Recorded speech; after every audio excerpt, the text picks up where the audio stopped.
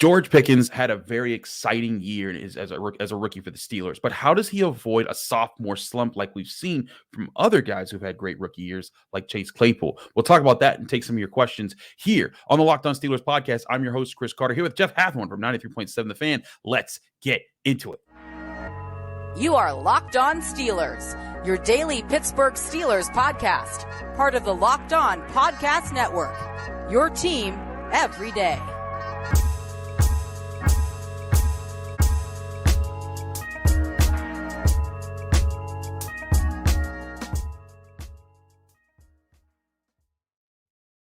Hello and welcome to the Locked On Steelers podcast. I'm your host, Chris Carter, bringing you your daily dose of all things in the Pittsburgh Steelers. As always, you can find this show on your favorite podcasting apps and on YouTube. Like this video if you enjoy it. Subscribe to this YouTube channel to get all of your daily Monday through Friday episodes, as well as our bonus content. We thank you for making the Locked On Steelers podcast your first listen every day, because we're your team every day. And we're joined today by Jeff Hathhorn. He's back on the show. We're glad to have him back. He's from 93.7 The Fan. You can get all of his work on there. Jeff, it's great to have you back, man. We only got a couple more weeks before we start baking in the sun here. So, but I'm happy to have you back to talk before then.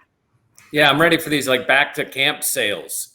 Like we need to have those type of sales. Like get the stuff. I'm sure the gear. If you go into Latrobe right now, I guarantee you, gear is set out because fans are getting ready to get out there again. And I mean, it was a lot of fun last year to see it back full. Yes, and I know for us, let's be real. This is the time where we can report everything we see. Yes. So we love it. We love this couple of weeks. We do love that. There's no holding back about who beat who in practice. We can say who we see with our own eyes. That's a big part of the excitement of training camp. But I want to get into this topic with you, Jeff, because there's a lot of excitement around George Pickens, and rightfully so. He earned it with the way that he played this past year. He finished with 801 receiving yards on 52 receptions, 84 targets, and he was a true playmaker. He also had 4 touchdowns through the air, and he even one on the ground. But he was a true playmaker, and you saw promise there. But Jeff, the Steelers have had a few guys show promise in their rookie season, and then kind of pitter patter a little bit after that, and for different reasons. But I want to recall, because here's the thing. We talk about George Pickens. He's a second-round pick. The Steelers have made a lot of picks just like him over the past 5-6 years here. You think about George Pickens in the 2022 draft, second round wide receiver. You think about Chase Claypool in the 2020 draft, second round wide receiver. You think about Diontae Johnson in the 2019 draft, early third round wide receiver, almost a second rounder sneaking in there. The 2018 draft, James Washington. The 2017 draft, JuJu Smith-Schuster. All of those guys in the same sort of ilk, and each of them had more of an exciting point to their career. I will say James Washington is probably the one that kind of not as much as the others on that list. But I look at this, and I think comparing historically wise to that group and looking at what George Pickens did last year, what do you need to see from George Pickens to not fall into pit that some of those guys did? Diontae Johnson, not as much, because he had a really good second year as did JuJu, right. But maybe Claypool specifically not having a rough second year like he did. Well, I'm hoping that he's working now and has been working all offseason to develop that consistency, because that's what you see, the spurts. And you saw that from Claypool, especially that rookie, man. Wait till this guy. And it's like he didn't take the next step. And I'm not saying he didn't work hard, but for whatever reason, it just didn't elevate. That's got to be George. I mean, George only caught 61.9% of his passes last year. Like that's got to be a better number, and that's done now. As much as it is during camp, as much as it is during practice during the season, and obviously in games, that prep starts now. And some of it's mental, some of it's making sure he knows everything in that playbook, because George Pickens is a huge key to this offense. He is, but I think that work is now, and some with Kenny, but is he studying? Is he watching other defensive backs? Is he watching other receivers? What is the level? How much is he sinking himself in to succeeding this year? And that will play out in what we see on the field. I agree. It will play out. We'll get to see his improvement. And we talked to him a little bit in OTAs and mini camp. And one thing that he brought up was he's trying to get more yards after the catch. And to get there, he wants to get more separations in his route. And George Pickens is a guy who he made a lot of those plays without getting separation. He, in fact, was like one of the noted, according to all the advanced metrics, he was one of the worst at getting separation last year, but he was the best at winning the combat catches and pulling down the tough passes. But that 69% mark that you talked about, that as far as his catching and trying to and bringing those in, that would be higher if he didn't have to deal with as many combat catches. That's a great rate for combat catches, and when you have to go battle guys. But when all of your catches have to be combat catches, it makes it that much harder, and also that much more likely that the defense makes a play on the ball. And that's something that I think that the Steelers with a young Kenny Pickett also wants to see kind of removed a little bit from their game. Yeah, and he doesn't need to catch it at 70% like Stephon Diggs or Tyreek Hill. I'm not saying he needs to make that level of improvement. And obviously, where the throw is, there's a lot that goes into being a receiver. But I think he can get himself more open. I think he can work on that strength, work on that hand strength, be able to create some separation, and then it goes back to those crisp routes. I think sometimes guys in college, even at a Georgia, can rely and get away with their athleticism, and they're not as crisp as they need to be. I think now is the time for him to take that next step because, I mean, I think with Claypool, I think he was in great shape, but I think he rested on that athleticism and didn't take the next step as a wide receiver. You know, and I'll admit, last year at camp, I was fooled. Brandon Marshall was in there. He was talking to him. You thought, okay, this is going to be a big year, and it just didn't translate. We'll see how it translates, you know, what kind of improvements, what kind of success we see from George this year. No, I agree. I agree. It didn't take for Claypool last year as a third-year guy, and that's why they were to trade him. Now, I will say this: his work in his rookie season and the highlights he put together was why the Bears were like, we're interested in that guy, and maybe pair him with Justin Fields to help his development. And Chris, I think this is where Allen Robinson comes into play. Not just for a guy that can go down the slot and make some plays, potentially have a bounce-back season, but a guy who can be in that room. Someone that George could come up to after a team meeting or on the side or say, hey, can I come over for dinner, and just like pick his brain. And Robinson seems so amenable to, he's at that point in his career after 10 years, like, I'm ready to tell some secrets. I'm ready to help out. And I think guys will respect me because of, you know, where I've been. Robinson, I think, could be, you could look back at all the different ads, say Amalu, guys that they brought over in free agency. Allen Robinson might be the most important to this team. He might be, because they do need a guy to kind of set that tone. And I think that's something that they're definitely going to be looking for from him, even more so than his play on the field there. I want to talk more with you about the challenges that are before George Pickens. And again, relating it back to what we've seen from other guys, because also it's a unique position where he is in the offense. Whereas when JuJu Smith-Schuster came along, his second year was 2018, when Ben Roethlisberger was throwing all over the field and Antonio Brown was still on the roster. Chase Claypool's second year was Ben Roethlisberger's last year. James Washington's second year was 2019, when it was Mason Rudolph and Devlin Hodges, and Diontae Johnson's second year was the COVID year. So it's all over the place with the different experiences. And George Pickens, through all of that, might have the most unique with the Kenny Pickett situation as that develops. We'll talk about that more on the other side of this break here on the Locked On Steelers podcast. I'm your host, Chris Carter, with Jeff Hathhorn from 93.7 The Fan. But first, I want to talk to you guys about our great sponsors, eBay Motors, who have sponsored this episode. Our partners at eBay Motors have teamed up with Locked On Fantasy Football's host, Vinny Iyer, to bring you some of the best fantasy picks each week, all season long. Whether you're prepping for a draft or scouting the waiver wire, every week we're going to provide you with players that are guaranteed to fit on your roster. So with draft prep underway for the upcoming season, let's see who Vinny has picked out for us on this week's eBay's Guaranteed Fit Fantasy Picks of the Week. When on the clock for the first overall pick in the 2023 fantasy drafts, it's okay to get downright giddy about doing the gritty. That means picking Vikings wide receiver Justin Jefferson is a guaranteed fit.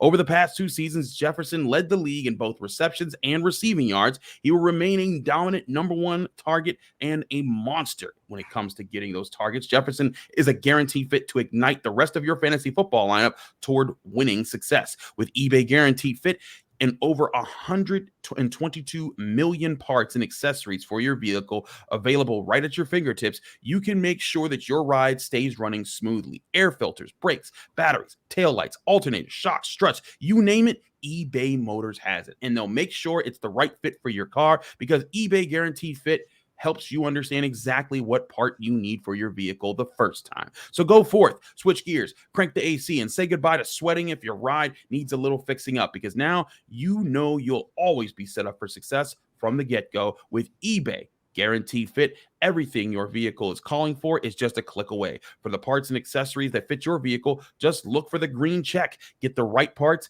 the right fit, and the right prices at ebaymotors.com. Let's ride. eBay Guaranteed Fit, only available to U.S. customers. Eligible items only. Exclusions apply.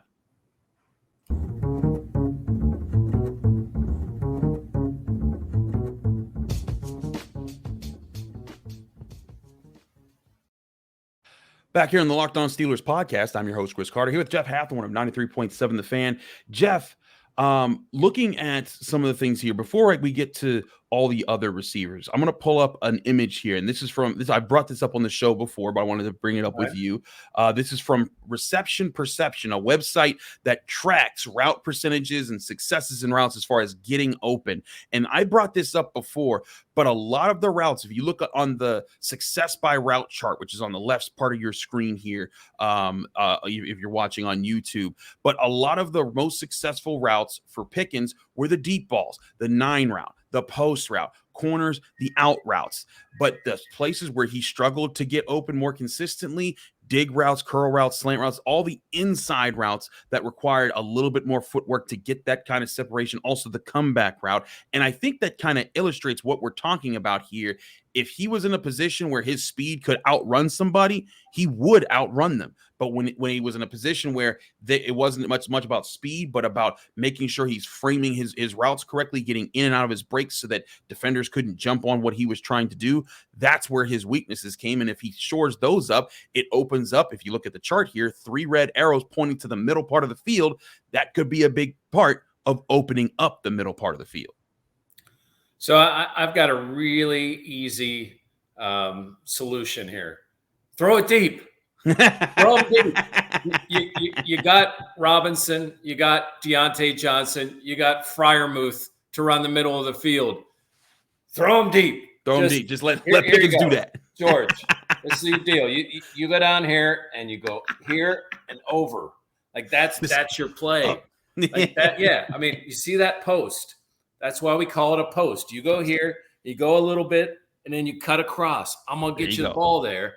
I mean, really, should he improve that? Yes. Does that, to your point, include footwork? And would you like him to be a threat on third down because of his hands to be able to make those type of catches?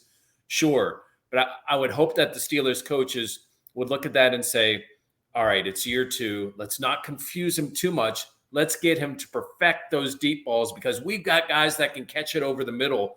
And I think that stat just shows it. And I don't think there's anything wrong with telling George basically to go deep. Yeah, you want a couple of things here and there. And you want to be able to sell like a hitch and go or pause and go, whatever you want to call it. But if the guy excels at going deep, don't overthink it. Throw deep. I hear you on that. Let's look at this chart here that I got from from Pro Football Reference when I use their stat head. Now, this is a comparison of all those wide receivers I named, including George Pickens, JuJu, Diontae Johnson, Chase Claypool, James Washington, the second and early third round picks over the last 6 years or so that the Steelers have made picks. And this is just a comparison of their stats in their first 2 years, not anything past. But when you look at where guys were at the end of the second year, JuJu was obviously the one that had the biggest numbers because his second season, he just went ballistic with Ben Roethlisberger and Antonio Brown and that crew in 2018. But you look at the things that the other guys were able to do. Diontae Johnson getting to 1,600 yards, Chase Claypool getting to 1,700 yards. Where do you think, if after another year's time, George Pickens is in among this group? Because you see JuJu with 2,300 plus, Diontae Johnson was 1,600, Chase Claypool was 1,733. He's gonna easily pass James Washington, who had 952 yards after those years. But also, I think another important thing to look at, the receptions per yards per reception. Excuse me. When you look at the rate there, James Washington was kind of a deep ball guy a little bit for the Steelers because he had 15.9 yards per catch.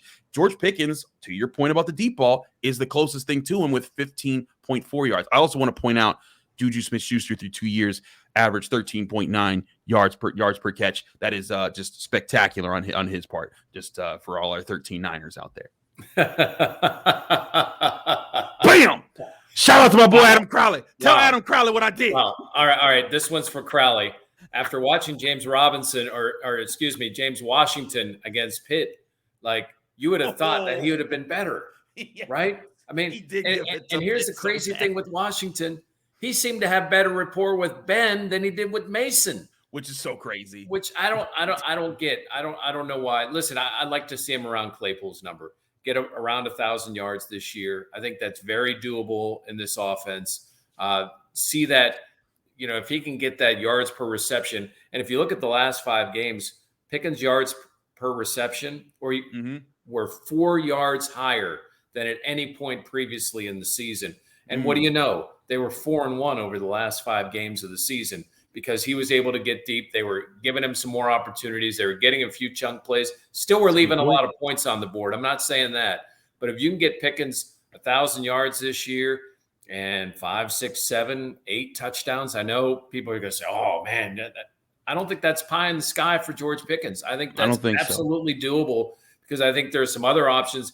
And if the Steelers continue that ground game that we saw last year, defenses are going to have to pick.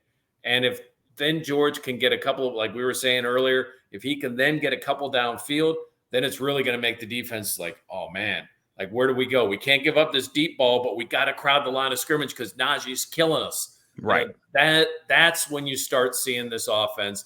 That's when you could see what Matt Canada can really do as offensive coordinator.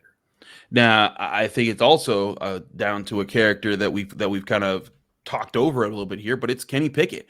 Can Kenny Pickett be there? And I think a big part of that, and you're right, the yards per reception did go up towards the last part of the season for George Pickens. He averaged over 20 yards per reception in 3 of his last 5 games when you look at what he was doing for the Steelers. And part of that, I also think, was Kenny Pickett was having more belief in him being able to do those things and also believe in himself to pull those plays off. And that, to me, is a huge part of what the Steelers do need, because as much as they need to improve their red zone percentage, as much as they need to be able to run the ball, it helps to have a home run hitter. And you don't need to hit home runs every game, but once every 3 games, once every 4 games, have a play where Kenny Pickett throws up a bomb, George Pickens pulls it down and takes it for a 50-yard play or a touchdown. And that when you get some easy scores that you don't have to grind your way for, it makes those other scores that much easier. Yeah, and Chris, I kind of equate last year's offense up until the end of the season as a don't fumble, don't turn it over, or let's play not to lose. And it seemed like in the last couple of games, and obviously there were some fourth quarter comebacks where they didn't have a choice, but they played more aggressively. Like, they were playing to win, to dictate terms, to set a tempo, instead of just, hey, let's not. And this comes from Tomlin. Let's not turn this over.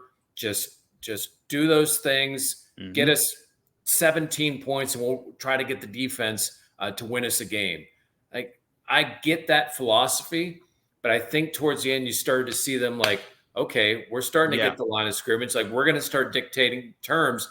And when I mentioned Sayamalu, when you look at some of you look at that line this year and more experience with Freiermuth and Pickett and Najee and even Diontae and George Pickens, I like what this offense potentially can do as far as being more aggressive and not not turning it over and taking what the defense gives, but forcing your will on an opponent. I agree. because when you're setting the tone offensively, because of your balance, when you can set that tone, it makes things so much easier across the board. Like, for example, the Steelers passing offense will, probably won't be its sharpest next year, even with Kenny Pickett's experience. There's going to be a rapport that needs to be about chemistry that needs to take place. But if the run game and the passing game are finding ways to win, that's when that balance makes it harder to cover both, and it opens up opportunities for each part of it. Those are the best offenses, unless you just have Patrick Mahomes and you can just throw the ball 50 times a game and just win. But you go back and you look at what the Eagles did that was special. It wasn't that Jalen Hurts was always just being a maniac and throwing the ball everywhere. It was a balanced attack that they used Miles Sanders in a running game that forced you to honor a lot of different things that they did. And that's, I think, where the Steelers want to be long-term with this offense. When they got behind the Steelers a couple of times in that game, especially the one behind Minka, don't you think they were thinking about 12 other things other than the guy behind them? Like, okay, Hurts could run. They could dump it off to Sanders. Like, we got – and when all that happens, good things happen for the opposing offense. It'd be nice to see the Steelers. They haven't done that since maybe AB's last full year, where you felt like Roethlisberger was out there just picking teams apart. I know they had that great start a few years ago, but even then, it wasn't like it was – especially when you go back to Lev. When they had Lev and AB, like, teams are like, damn. And Ben was just going out there and going, psh, psh. And he could, because he had the ability also to hand it off and have success. And because the line was playing at probably the best that group was playing, he didn't have to worry about being on his back or running for his life. Agreed. There were so many factors there, and it's going to play into how Kenny Pickett does this year. And I think George Pickens, his numbers, like I said, the uniqueness of where he's at, all those other guys, they were dealing with Mason Rudolph or Devlin Hodges or a prime Ben or an old Ben, but he's dealing with a young Kenny Pickett in his second year. I think it'll be very intriguing to see where it goes from there. We have another topic to discuss. In fact, a call to take from one of our callers who called in to the show. We'll address that in just a minute here on the Locked On Steelers podcast. I'm Chris Carter here with Jeff Hathhorn from 93.7 The Fan. We'll be right back right after this.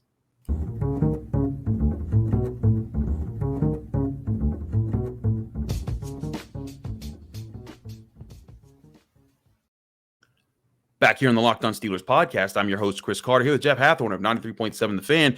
Jeff, we have our call line that we always take calls from. We try to get to them when we can here. Remember, if you're new to the show, the call number is 412-223-6644. If you call, leave your name, where you're from, and keep your question under a minute. I will get you your question on the show. But sometimes we get stacked up with a lot of different calls. So what we do to guarantee that people can get on the air, if you want to donate to our efforts, we're raising money for a charity, the Cystic Fibrosis Foundation, where we're fighting a disease that impacts tens of thousands of Americans every year. We're raising money for them to help find a cure for this disease. If you donate at least $10, you will be guaranteed to hear your question on the air as soon as possible when it comes to the Locked On Steelers podcast. But without further ado, let's get to our friend Quinn from Toledo, who had some questions about special teams.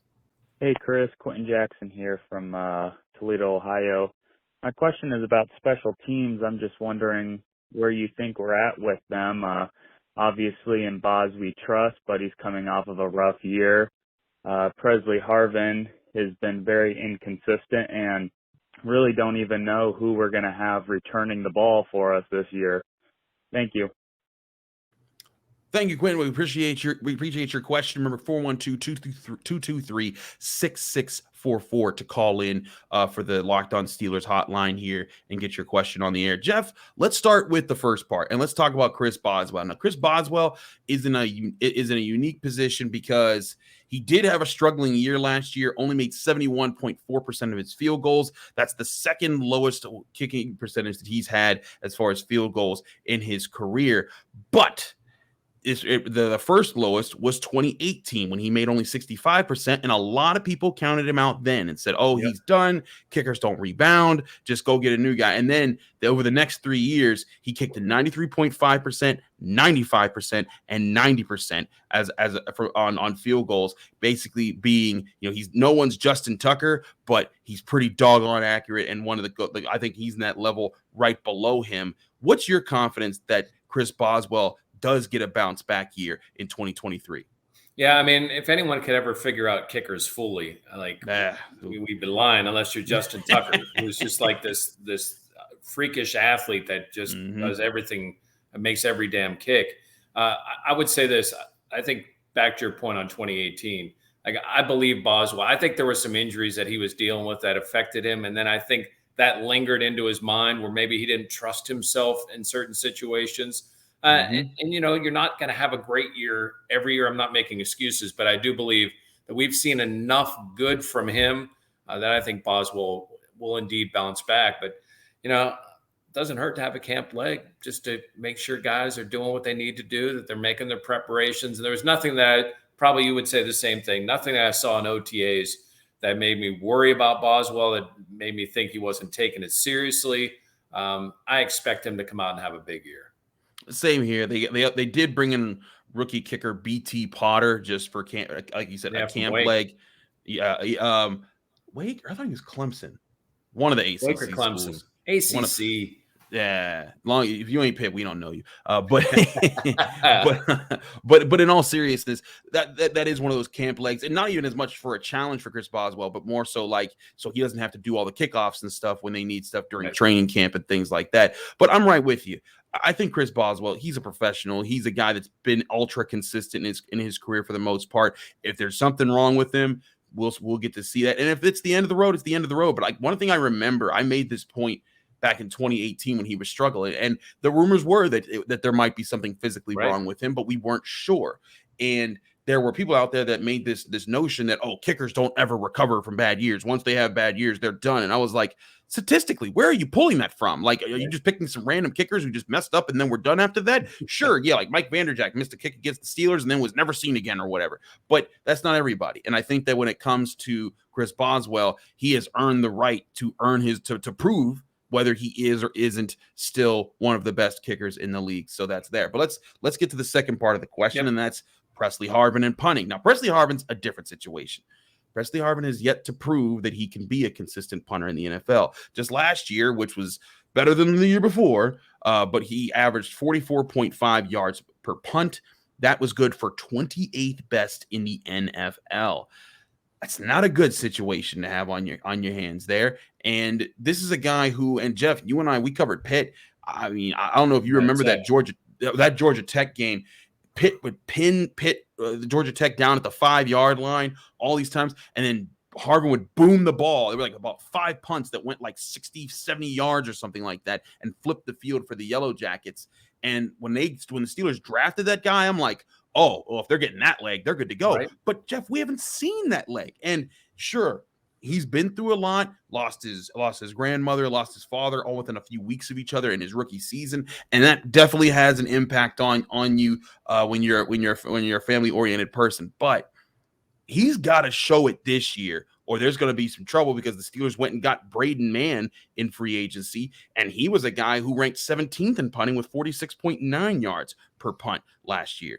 Yeah, they didn't just get some random guy from an ACC school like the place kicker. Like, they got a guy who's done it, who's had success at it.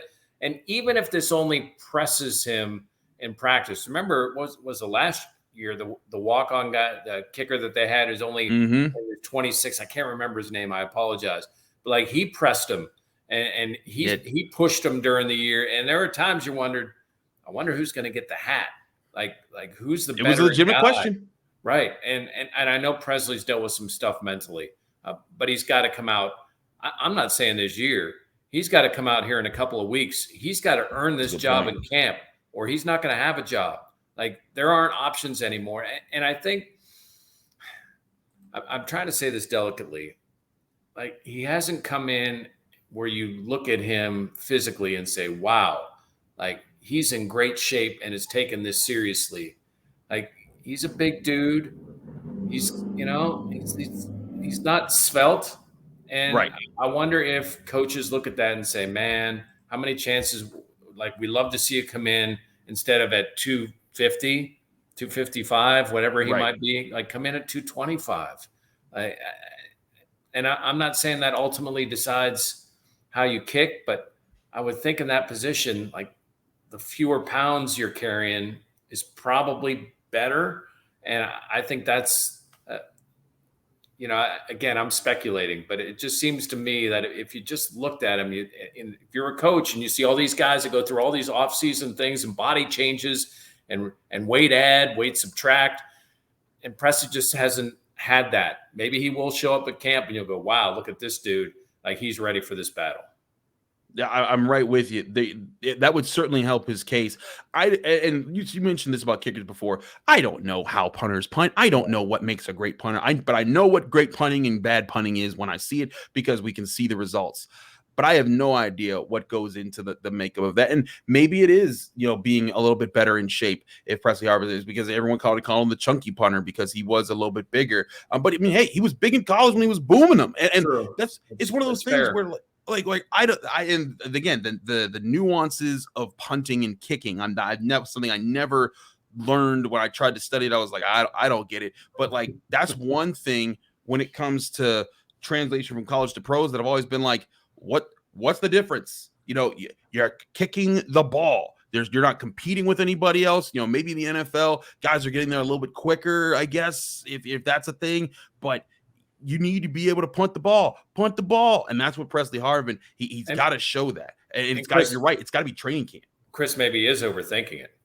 Maybe he is. Maybe all this. Maybe that's what he just needs to do is just worry about going out and kicking the damn ball and quit some of the other things. But here's the thing: when you get into the NFL, it's not just about kicking it.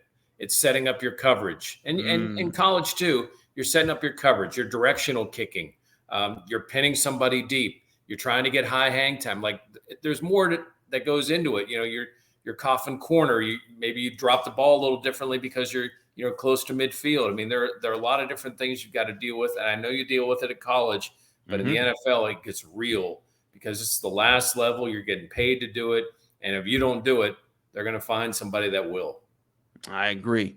Let's get to the last part of Quinn's question here, and that was about the return position. Now, last year, that was a bit of a muddled mess. Gunnar Olszewski came in and, fumbled away the Patriots game. There were a lot of issues there. But this year, I think you have some interesting candidates. Calvin Austin, I think, has to get a look here. Absolutely. His speed, his explosiveness, it's going to make him an instant weapon as soon as he gets on the field. But I also think there could be guys like Alfonso Graham, the HBCU kid they got out of Morgan State, and he came into camp. Quick, shifty, speedy guys.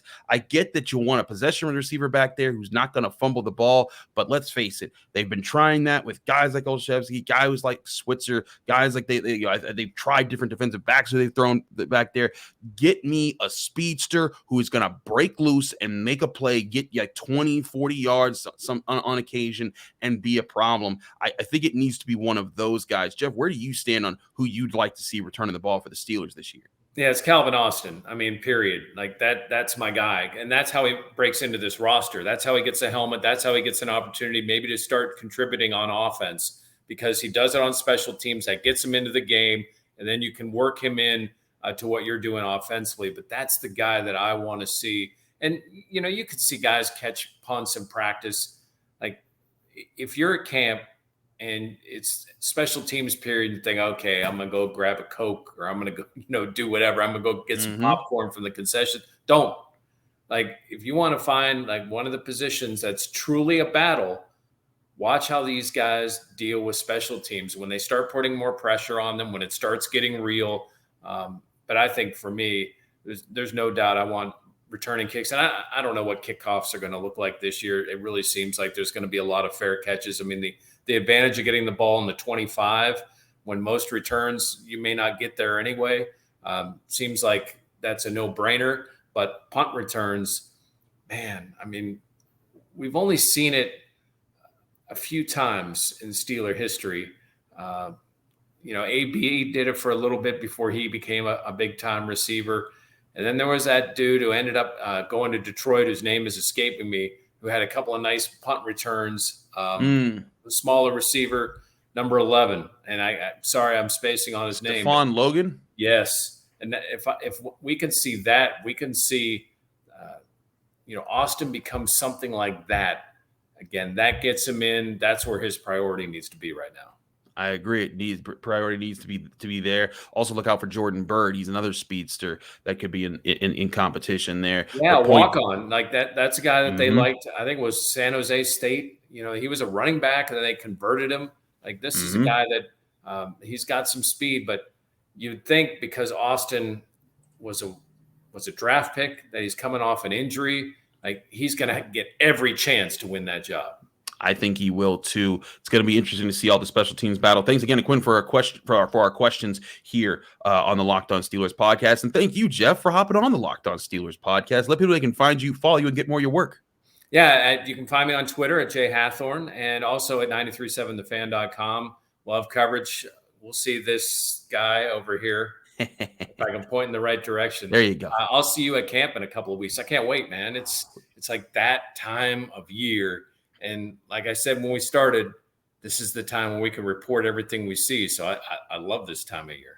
I'm really excited, especially to see all the new parts of the Steelers. Want to see how this offense looks. We'll have all of that leading up to training camp here in the Locked On Steelers podcast. Thanks again, Jeff, and thank you all for tuning into the Locked On Steelers podcast. I'm your host, Chris Carter. You can find me on Twitter and Instagram and Threads now, apparently, at Carter Critiques. You can read my work at the Pittsburgh Post-Gazette, post-gazette.com for all my coverage on Pitt Athletics and on the North Shore Drive podcast, my other podcast that I do with the Pittsburgh Post-Gazette every Monday, Wednesday, and Friday. But every day, Monday through Friday, Locked On Steelers is right here talking your Pittsburgh Steelers on your favorite podcasting apps and on YouTube. Like this video if you enjoy it. Subscribe to this YouTube channel to get all of your daily Monday through Friday episodes, as well as our bonus content. We're back tomorrow, finishing out the week, talking your Pittsburgh Steelers right here on the Locked On Steelers podcast.